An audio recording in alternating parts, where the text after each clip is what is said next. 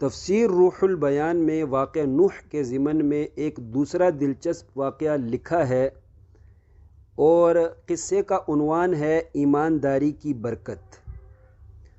ایک بڑھیا حضرت نوح علیہ السلام کے پاس آتی رہی اور عرض کرتی رہی، اے اللہ کے نبی، جب سیلاب آنے کا آغاز ہوگا تو فلاں میری جھونپڑی میں مجھے ضرور پیغام پہنچا دیجیے گا تاکہ میں بھی بروقت کشتی میں بیٹھ سکوں۔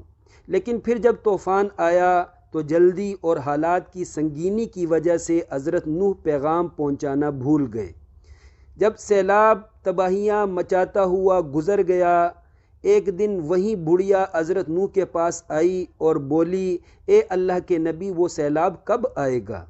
حضرت نوح اس بڑھیا کو دیکھ کر بہت حیران ہوئے کہ یہ کیسے زندہ بچ گئی، بہت حیران ہوئے اور معذرت کرتے ہوئے حضرت نوح نے جواباً فرمایا، اے اللہ کی نیک بندی، وہ سیلاب آ کر چلا بھی گیا ہے۔ اس موقع پر دونوں حضرات شکرانتاً سجدے میں چلے گئے۔